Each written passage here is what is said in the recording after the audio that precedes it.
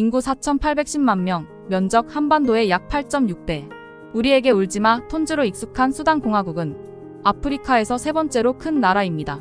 아랍계와 아프리카계 흑인, 누비안, 베자족 등으로 구성된 수단은 이슬람 수니파 97%, 기독교가 2%, 그 외 가톨릭과 원시 종교가 혼재해 있습니다. 수단이 이렇게 여러 인종과 다양한 종교로 구성된 것은 오래전부터 외세의 침략을 받았기 때문입니다. 이집트와 영국의 지배를 받아온 수단은 1956년 비로소 독립합니다.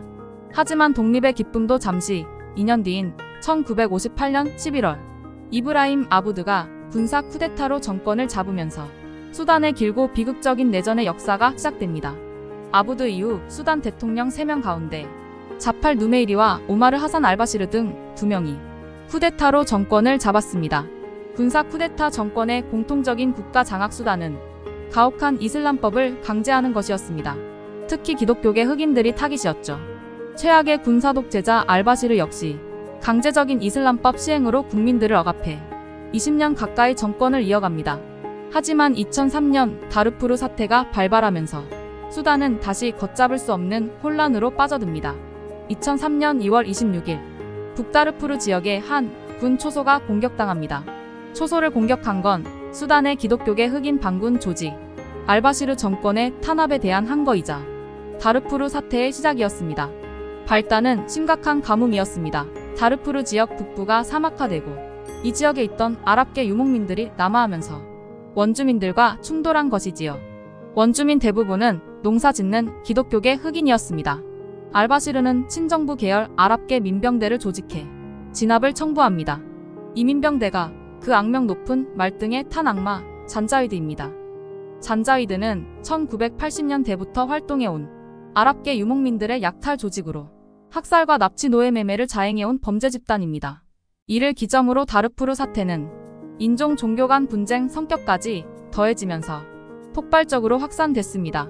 국제사회가 뒤늦게 사태 해결에 나섰으나 정작 알바시르는 뒷짐을 지고 있었습니다. 유엔과 주변국의 노력으로 다르푸르 사태는 2010년 가까스로 끝이 납니다. 그러나 무려 9년간 생긴 상처는 매우 깊었습니다.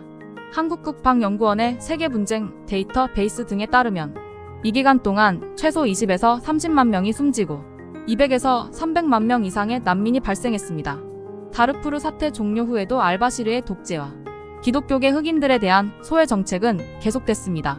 그중 대표적인 것이 잔자위드의 정부군 편입입니다. 알바시르는 잔자위드에게 신속지원군이라는 이름을 붙여주고 2013년 군벌 모하메드 함단 다갈로를 사령관으로 임명했습니다. 다갈로는 권력 전면에 나서지는 않았지만 RSF를 개인 군대처럼 운용했습니다.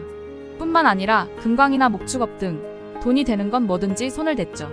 이러는 사이 알바시르가 집권 30년 만에 축출됩니다. 측근 압델 파타흐 부르한 장군이 2019년 쿠데타를 일으킨 겁니다. 다갈로도 잽싸게 부르한에게 붙습니다. 부르한과 다갈로는 쿠데타로 맺어진 동지였으나 경쟁 관계였습니다. 통치자는 부르한이었지만 언제든 다갈로가 RSF를 앞세워 판을 뒤집을 수 있었기 때문이지요. 부르한과 다갈로의 갈등은 RSF의 지휘권을 두고 심해졌는데 지난 15일 결국 대통령군과 카르툼 국제공항에서의 총격전이 터지면서 군벌 간 유혈 분쟁으로 비화됐습니다. 이것이 바로 현재 벌어지고 있는 수단 군벌 분쟁입니다. 이 와중에 지난 4년간 교도소에 수감됐던 알바시르가 종적을 감춥니다. 국제형사재판에 기소된 아프리카 최악의 독재자 중 한 명이 세상으로 나온 겁니다. 이번 사태가 위험한 이유는 또 있습니다. 말라리아 등 각종 감염병 바이러스의 표본을 보관하고 있는 국립공중보건연구소를 RSF가 장악한 겁니다. 내전은 이제 바이러스 지옥으로 번질 가능성까지 제기됩니다. 수단은 과다 채무 빈 공국의 문맹률이 40% 안팎이지만 원유 50억 배럴이 매장된 나라입니다. 홍해에 인접해 있는 지정학적 유리함도 가졌습니다. 아랍연맹 회원국들이 전범 알바시르를 암암리에 비유한 것도 이 때문입니다. 강대국들도 수단의 군사 독재 정권을 사실상 방조했습니다. 러시아는 홍해 항구에 눈독을 들였고 중국도 지난해 기준으로 130개 이상의 회사가 수단에 투자해왔습니다. 서방에도 문제가 있었습니다. 미국은 유엔 임무단과 함께 수단 내 화해 협상과 안보부문 개혁 방안을 제시했습니다.